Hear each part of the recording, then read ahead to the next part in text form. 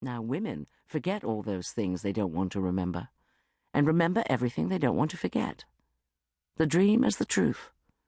Then they act and do things accordingly. It was an aphorism, yet it had me pinned to the ground, unable to deny its strength. It capitalized time. I was against the capitalization of abstract nouns, but still I found myself melancholy for these nameless men and their inevitable losses. The second part about women struck home. It remains as accurate a description of my mother and me as I have ever read. Then they act and do things accordingly. Well, all right then. I relaxed in my chair a little and laid down my pencil.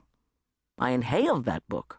3 hours later I was finished and crying a lot, for reasons that both were and were not to do with the tragic finale. I lost many literary battles the day I read Their Eyes Were Watching God. I had to concede that occasionally aphorisms have their power. I had to give up the idea that Keats had a monopoly on the lyrical. She was stretched on her back beneath the pear tree, soaking in the alto chant of the visiting bees, the gold of the sun and the panting breath of the breeze when the inaudible voice of it all came to her. She saw a dust-nearing bee sink into the sanctum of a bloom, the thousand sister calyxes arch to meet the love embrace, and the ecstatic shiver of the tree from root to tiniest branch, creaming in every blossom and frothing with delight. So this was a marriage. She had been summoned to behold a revelation. Then Janey felt a pain, remorseless sweet, that left her limp and languid. But I still resist limp and languid. I had to admit, that mythic language is startling when it's good. Death, that strange being with the huge square toes who lived way in the west. The great one who lived in the straight house, like a platform without sides to it and without a roof. What need has death for a cover, and what winds can blow against him?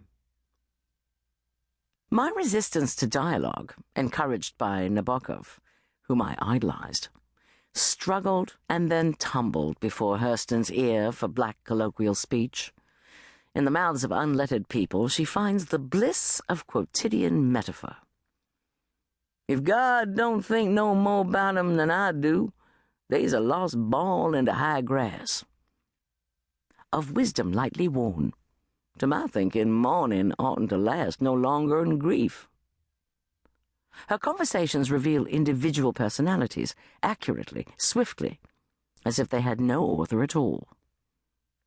"Where y'all come from in such a big haste?" the Coker asked. "Middle Georgie," Starks answered briskly. "Joe Starks is my name, from in and through Georgie." "You and your daughter going to join with us in fellowship?" the other reclining figure asked. "Mighty glad to have you. Hicks is the name. Governor Amos Hicks from Beaufort, South Carolina. Free, single, disengaged." I ain't nowhere near old enough to have no grown daughter. This here's my wife." Hicks sank back and lost interest at once.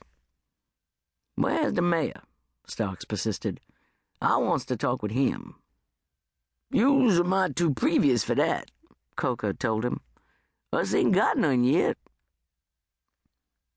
Above all, I had to let go of my objection to the love tribulations of women. The story of Janey's progress through 3 marriages confronts the reader with the significant idea that the choice one makes between partners, between one man and another, or one woman and another, stretches beyond romance. It is, in the end, the choice between values, possibilities, futures, hopes, arguments, shared concepts that fit the world as you experience it, languages, shared words that fit the world as you believe it to be, and lives.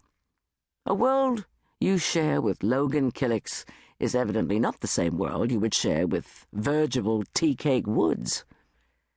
In these 2 discrete worlds, you will not even think the same way.